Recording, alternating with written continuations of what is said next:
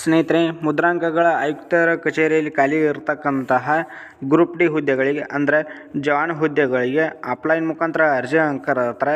ಇದಕ್ಕೆ ಅರ್ಜಿ ಸಲ್ಲಿಸೋ ಕ್ವಾಲಿಫಿಕೇಷನ್ ಏನು ಮತ್ತು ಯಾವ ವೆಬ್ಸೈಟ್ ಮುಖಾಂತರ ನೀವು ಅರ್ಜಿ ಸಲ್ಲಿಸುವುದು ಮತ್ತು ಸೆಲೆಕ್ಷನ್ ಪ್ರೊಸೆಸ್ ಯಾವ ರೀತಿಯಾಗಿ ಇರ್ತೈತಿ ಎಲ್ಲವೂ ಕೂಡ ಈ ವಿಡಿಯೋದಲ್ಲಿ ಇರ್ತೈತಿ. ಅದಕ್ಕಾಗಿ ಈ ವಿಡಿಯೋನ ಯಾರು ಸ್ಕಿಪ್ ಮಾಡದೆ ಕೊನೆಯವರೆಗೂ ನೋಡಿ. ಮತ್ತು ಫಸ್ಟ್ ಟೈಮ್ ಯಾರು ನಮ್ಮ ಯೂಟ್ಯೂಬ್ ಚಾನಲ್ ವಿಸಿಟ್ ಮಾಡ್ತಾ ಇದ್ದಾರಲ್ಲ ಅಂಥವ್ರು ದಯವಿಟ್ಟು ಸಬ್ಸ್ಕ್ರೈಬ್ ಮಾಡ್ಕೊಂಡು ವಿಡಿಯೋ ನೋಡಿರಿ. ಯಾಕಂದರೆ ಡೈಲಿ ಜಾಬ್ಸ್ ಬಗ್ಗೆ ಅಪ್ಡೇಟ್ ನೀಡ್ತಾ ಇರ್ತೀವಿ ಸ್ನೇಹಿತರೆ. ಇಲ್ಲಿ ನೋಡ್ಬೋದು 22/1/2025 ನೋಟಿಫಿಕೇಷನ್ ಬಿಟ್ಟಿದ್ದಾರೆ. ಮತ್ತು ಸ್ಟಾರ್ಟಿಂಗ್ ಡೇಟ್ ಎಂದು ಒಂದು ಮುಂದೆ ತಿಳಿಸ್ಕೊಡ್ತಾನು. ಮತ್ತು ವಿಷಯ ನೋಡೋದಾದರೆ, ನೋಂದಣಿ ಮತ್ತು ಮುದ್ರಾಂಕ ಇಲಾಖೆಯಲ್ಲಿ ಖಾಲಿ ಇರುವ ಗ್ರೂಪ್ ಡಿ ಅಂದರೆ ಜವಾನರ ಹುದ್ದೆಗಳಿಗೆ ಆಫ್ಲೈನ್ ಮುಖಾಂತರ ಅರ್ಜಿ ಕರೆದಿರ್ತಾರೆ ಸ್ನೇಹಿತರೆ. ನೀವು ಇದನ್ನು ಆಫ್ಲೈನ್ ಮುಖಾಂತರ ಯಾವ ರೀತಿಯಾಗಿ ಅರ್ಜಿ ಸಲ್ಲಿಸೋದು ಅಂತ ನೋಡ್ಬೋದು. ಇಲ್ಲಿ ಈ ವೆಬ್ಸೈಟ್ಗೆ ಮೊದಲು ನೀವು ಲಾಗಿನ್ ಆಗಬೇಕಾಗತ್ತಿ. ಈ ಲಾಗಿನ್ ಆಗಿ ಫಾರ್ಮ್ಗಳು ಬರ್ತಾವೆ. ಆ ಫಾರ್ಮ್ಗಳನ್ನ ಡೌನ್ಲೋಡ್ ಮಾಡ್ಕೊಂಡು ಅವುಗಳನ್ನ ಫಿಲ್ಲಪ್ ಮಾಡಿ ಇಲ್ಲಿ ನೋಡ್ಬೋದು. ಅಂಚೆ ಕಚೇರಿಯ ಮೂಲಕ ಅವರ ವಿಳಾಸ ನೋಡೋದಾದರೆ, ನೋಂದಣಿ ಮಹಾಪರಿವೀಕ್ಷಕರು ಮತ್ತು ಮುದ್ರಾಂಕಗಳ ಆಯುಕ್ತರ ಕಚೇರಿ, ಕಂದಾಯ ಭವನ, 8ನೇ ಮಹಡಿ, KG ರಸ್ತೆ, ಬೆಂಗಳೂರು. ಈ ವಿಳಾಸಕ್ಕೆ ನೀವು ಅಂಚೆ ಕಚೇರಿ ಮೂಲಕ ಅಂದರೆ ಪೋಸ್ಟ್ ಆಫೀಸ್ ಮೂಲಕ ನೀವು ಅರ್ಜಿ ಸಲ್ಲಿಸಬಹುದು ಸ್ನೇಹಿತರೆ.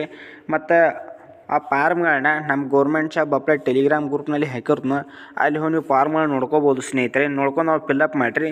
ಫಿಲ್ಲಪ್ ಮಾಡಿ ಈ ವಿಳಾಸಕ್ಕೆ ಸಲ್ಲಿಸಬೇಕಾಗುತ್ತದೆ ಸ್ನೇಹಿತರೆ.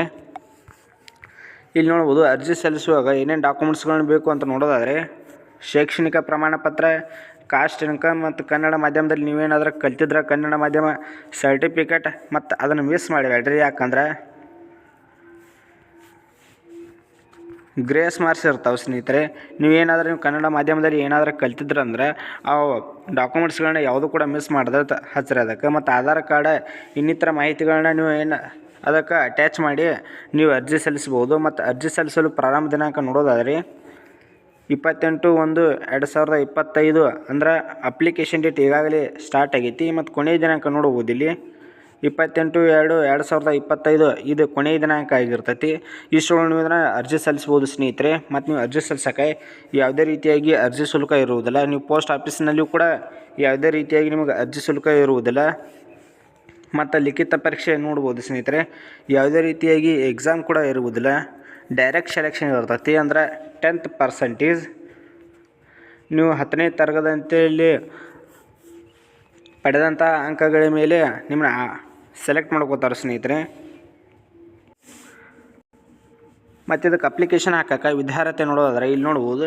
ಜಸ್ಟ್ ನೀವು SSLC ಪಾಸ್ ಆಗಿದ್ದರೆ ಇದಕ್ಕೆ ಅಪ್ಲಿಕೇಶನ್ ಹಾಕೋಕೆ ಎಲಿಜಿಬಲ್ ಇರ್ತೀರಿ. ಮತ್ತು ಸೆಲೆಕ್ಷನ್ ಪ್ರೊಸೆಸ್ ನೋಡೋದಾದರೆ ಆಗಲೇ ತಿಳಿಸ್ಕೊಟ್ಟಂತೆ ನೀವು 10ನೇ ತರಗತಿಯಲ್ಲಿ ಪಡೆದಂತಹ ಅಂಕಗಳ ಆಧಾರದ ಮೇಲೆ ನಿಮಗೆ ಸೆಲೆಕ್ಟ್ ಮಾಡ್ಕೋತಾರೋ. ಯಾವುದೇ ರೀತಿಯಾಗಿ ನಿಮಗೆ ರಿಟರ್ನ್ ಎಕ್ಸಾಮಿನೇಷನ್ ಇರುವುದಿಲ್ಲ. ನಿಮ್ಮದು ಇದು ನೇರ ನೇಮಕಾತಿ ಮೂಲಕ ಸೆಲೆಕ್ಟ್ ಮಾಡ್ಕೋತಾರೋ. ಮತ್ತು ವಯೋಮಿತಿ ನೋಡ್ಬೋದು ಸ್ನೇಹಿತರೆ. ಕನಿಷ್ಠ ಅಭ್ಯರ್ಥಿಯು 18 ವರ್ಷ ವಯಸ್ಸನ್ನು ಪೂರೈಸಿದರೆ ಇದಕ್ಕೆ ಅಪ್ಲಿಕೇಶನ್ ಹಾಕೋಕೆ ಎಲಿಜಿಬಲ್ ಇರ್ತೀರಿ. ಮತ್ತು ಗರಿಷ್ಠ ನೋಡೋದಾದರೆ ಗರಿಷ್ಠ 40 ವರ್ಷ ವಯಸ್ಸನ್ನು ಕೊಟ್ಟಿರ್ತಾರೋ. ಮತ್ತು ಯಾವುದೇ ರೀತಿಯಾಗಿ ಇದಕ್ಕೆ ಏಜ್ ರಿಲ್ಯಾಕ್ಷನ್ ಇಡುವುದಿಲ್ಲ. ಕೇವಲ ನಿಮಗೆ ಗರಿಷ್ಠ 40 ವರ್ಷ ಅಷ್ಟೇ ಇರ್ತೈತಿ. ಮತ್ತು ಸ್ನೇಹಿತರೆ, ಕನಿಷ್ಠ 18 ವರ್ಷ ಯಾರಿಗಾಗಿದ್ದಾರಲ್ಲ ಅವ್ರು ಇದಕ್ಕೆ ಅಪ್ಲಿಕೇಶನ್ ಹಾಕೋರಿ. ಯಾಕಂದರೆ ಡೈರೆಕ್ಟ್ ಸೆಲೆಕ್ಷನ್ ಇರ್ತೈತಿ. ಯಾವುದೇ ರೀತಿಯಾಗಿ ಎಕ್ಸಾಮ್ ಇರುವುದಿಲ್ಲ. ಮತ್ತು ಈ PDF ಏನಾದರೂ ನೋಡ್ಕೋತಿದ್ರಂದ್ರೆ ಇದು ನಮ್ಮ ಗೌರ್ಮೆಂಟ್ ಜಾಬ್ ಅಪ್ಡೇಟ್ ಟೆಲಿಗ್ರಾಮ್ ಗ್ರೂಪ್ನಲ್ಲಿ ಹಾಕಿರ್ತೀನಿ.